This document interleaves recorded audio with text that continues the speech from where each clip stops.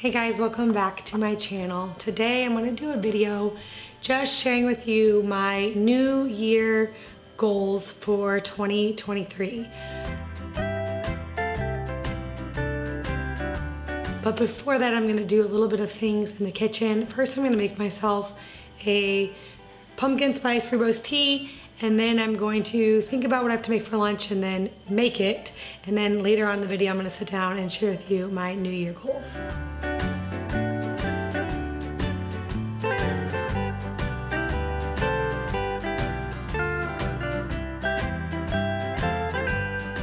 Alright, so for the tea, I do about a teaspoon of rooibos tea, and then I just add in some water to let it steep.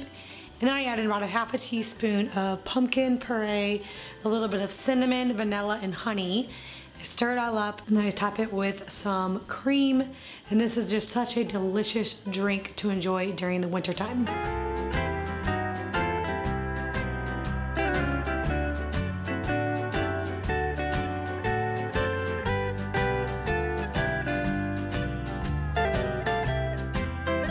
I'm getting lunch going now, and it is a Monday, and I did not think about lunch at all, or any meals really, for this week. And so I'm just kind of winging it right now. I had a couple pounds of ground venison in the refrigerator that was defrosted, so I threw that in the pot with some onions, and then I actually went back to my husband and said, hey, I have some meat browning and some onions, what should I do with it?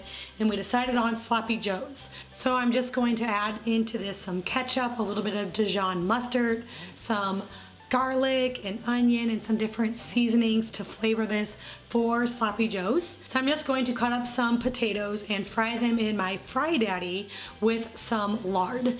We have some lard from my sister who raises hogs, and this makes the best, most crispiest french fries. I do not have any buns, so we're just gonna serve this without buns. I'm gonna add some cheese on top and serve it with some avocados and sauerkraut. A lot of times when you see me cooking on YouTube, you see me making more elaborate, somewhat fancier meals, but I also like to show you these types of meals because sometimes I don't have a plan and I just kind of make whatever, and I like to share that you still can get a healthy home-cooked meal from scratch on the table.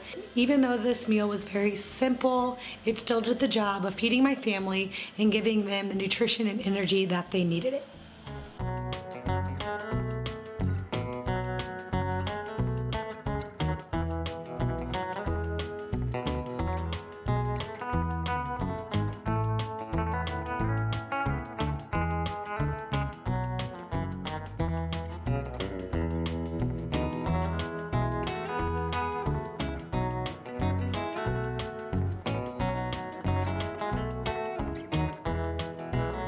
Alright, so I wanted to sit down in this video and just kind of share our goals for the new year. So at the end of every year, it's kind of common that people like to make New Year goals and just kind of things they want to think about, and I really like that tradition. And for this, we kind of have a tradition of thinking about things that we like to do as a family in the new year, kind of for our goals.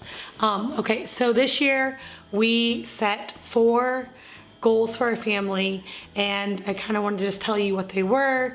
One reason for this is just for that accountability. I feel like if I say this on a YouTube video and like shout it to all of you, it'll make me more likely to do it because I'll feel like, hey, all these people know what I'm doing, and if I don't follow through, they're gonna know about it. And so I like to share my goals just for the accountability purpose, and that kind of helps me to follow through with them. So it is nearing the end of January, and I will say out of these 4 goals, I've done really, really good with 3 of them and haven't even started 1 of them. And that doesn't mean that I'm not going to do it. It's just I knew going into the new year that this one was going to be very, very difficult to stick to. I'll tell you about it in a minute. And I haven't even started, which I feel like, shoot, how have I gone this long and I haven't even started this goal? But I'll tell you them all. Okay, so the first goal, I'm sure you've heard, or if you haven't, Google it, the 1,000 hours outside. It's this idea that basically in 1 year you spend 1,000 hours outside. Now, this is something that I've known about for a while, and I do strive to get as much outside time as possible. And whenever I was a new mom, this was something that I did. I probably got like 2,000 hours outside. My sister always kind of laughed at me, like if it was 15 degrees outside but it was sunny, I would bundle my kids up and we would go on a walk. Anything to get outside and get that sunlight. Now, as I've had more kids, I have a lot of things for me that I have to do inside. So for one, like obviously I'm filming a YouTube video right now. It's afternoon, it's sunny out, but I'm in here doing this because this is part of what, our business entails. And then also like making 3 meals for my family every day. That's all things that I do inside, with the exception of like grilling outside or something like that. But for the most part, a lot of the tasks that I do as a homemaker is involved inside of the home. And so it's harder for me to get outside. Now, I do feel that my kids and my husband easily get that time outside, but I don't think that I get as much of it as I kind of think I do. I was talking to my sister about this, and we were like, I was saying, oh, it's so easy, like 1,000 hours outside. I know we do that. And she's like, think about it. Like, you're inside when you're cooking, and like you're inside during like mealtime, then you have to clean up. She's like, I know my kids get it, but I don't think that I do. And I was like, you know what? I feel like that is true for me too. So now that we're, into January, I'm being more intentional about going outside. I know during the summertime, I spend a lot of time outside. For one, we have here where I live, it is lighter, a lot longer during the summertime than in the wintertime. It gets dark, a lot earlier in the evening.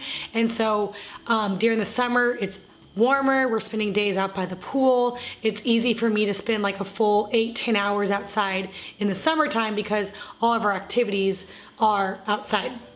Now this time of year, I am a total baby about being cold. I hate being cold. And so I tend to like send my kids out with my husband to play, and I might like stay inside and rock the baby or just like do whatever inside because I don't want to be cold.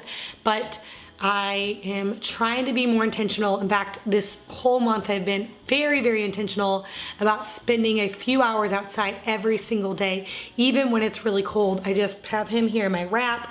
I'll zip my jacket over it. I'll put a coat over us. If I need an extra blanket, I will. Hats, gloves, like wearing 2 pairs of pants, like bundling up. And if I'm dressed appropriately, then it's actually pretty warm outside. So one thing that we have been doing as a family, no matter what the temperature is, obviously right now it's January where we live, this is winter, it's cold. We have been trying in the afternoon around like 3:30ish when everybody's done with school and work and everything like that, we try to go outside as a family. And sometimes this is just us playing, like outside in our own yard, or the kids riding bikes around the house, or we might pack up the kids and we'll go. We have this like concrete walking, running path by a river in a neighboring town, and we've gone there several times this month to ride bikes, walk along the river. It's so fun. My kids will like ride their bikes and their scooters, and me and my husband walk pushing the babies, and we can just talk, and we're enjoying this fresh sunshine or even brisk, cool air. But either way, we're getting fresh air outside. So we have been a lot more intentional about getting outside in hopes to be getting that 1,000 hours. Now I'm not going to be like logging it or anything. I'm just going to be like really focusing on getting a couple 2 to 3 hours outside during the winter months. And then I know that during the summertime, I won't even have to think about it because we do that. But I'm just going to try to get those hours in, just kind of like in my head. I've already like figured out about how many hours we need a day. And so I'm just working on that goal. All right, the next goal that I had, and this was a huge one that I was really, really excited to do, was for 2023, I'm getting off of all social media. And it's only January now, and it has been just so freeing not being on my phone, not checking any Instagram or Facebook or any. I never really did TikTok at all. I have a TikTok account for my blog, but I've never been on there. But just all of the social medias I am not on, and man, it has been so nice being off of social media. So my goal is to be off of it for the entire year of 2023. And I'm sure people are wondering how I can get off of social media when my business is online. So obviously, what you guys see is me a lot here, like on YouTube, Instagram, but what you don't see is there's a lot of behind the scenes with blogging, and we also have a lot of help now with all of the business endeavors. So I actually have someone that runs my Instagram account. I have someone that runs my Pinterest account, and my husband does all of my Facebook. But with all of that help, I am able to not be on social media at all. And so that has been just, I don't know, it's been amazing. And I don't have any desire to get on there. It's been actually very easy getting off, and I feel like I'll probably do this maybe for more years than just 2023. But for right now, it's been really nice not like bogging down my mind with unwanted information. I just feel like when I'm on Instagram scrolling, I'm finding out about all these useless things that I don't need to know about. So it's been really nice not being on there. So you will see that I'm still very active on Instagram and Facebook. That's not me posting that, but I am still giving all that content to my helpers that are getting that thing on the internet. So I will still be showing up on those platforms, but I personally won't be posting those. So that has been just amazing, and we're only in the month of January. I'm looking forward to freeing my mind from those activities as the months go on.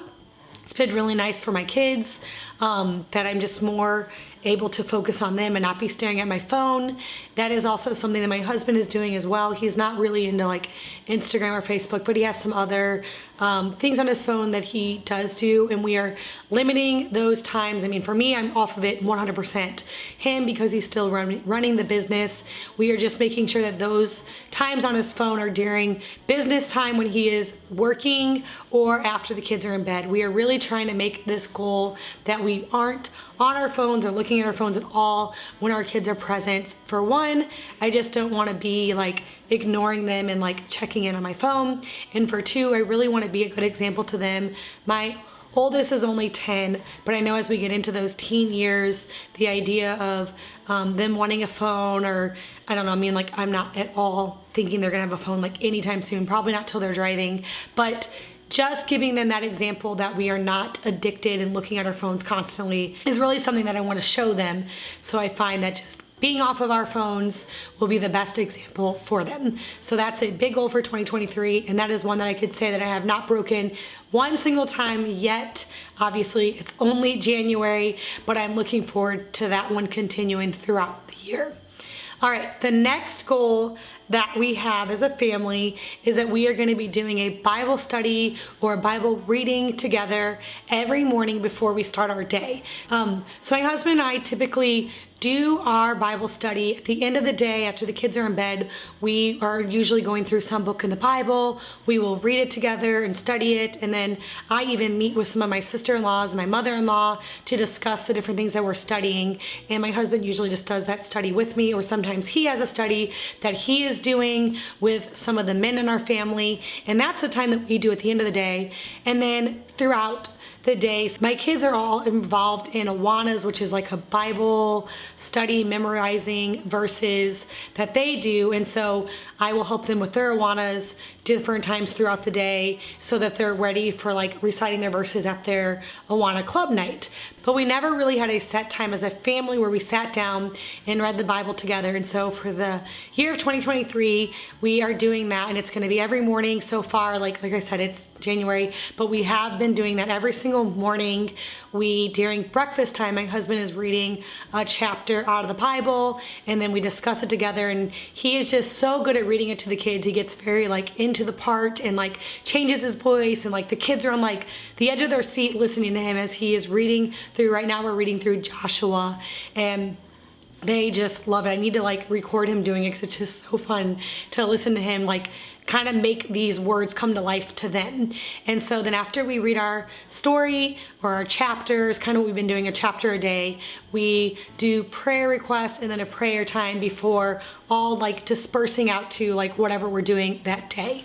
And that's been something that we have been wanting to do. And now that our kids are older, again, we want them to have that good example of just starting their day off with a Bible reading and prayer time, and doing it together as a family is really important to us. So that is something that we have done every day in the new year so far, and we're hoping to do probably like I mean, the goal would be for the rest of our lives or the rest of the time that our kids are in home with us, but definitely at least for this coming year. All right, so those are the 3 that we have been doing, just, doing so good. I haven't broken either of those anytime. Now for the one that I said I was gonna do and I haven't even started is working out. Now I have 6 children, and when you have 6 children close together, you oftentimes will get this thing called diastasis recti, and that's basically when your ab muscles in your stomach separate. And after my 4th kid, I know that this was already a thing that was happening. My midwife, they measure it by putting their fingers in between your abs, saying how far it's separated.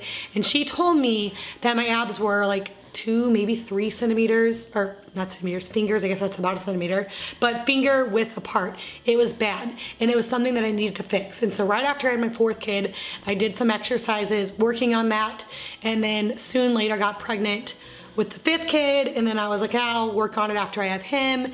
Maybe right after I have him, I did it for a couple weeks. Again, didn't really do anything. After I had Jacob, I was like, okay, I'm going to work on this. I'm going to do, they're simple exercises. I've just Googled it.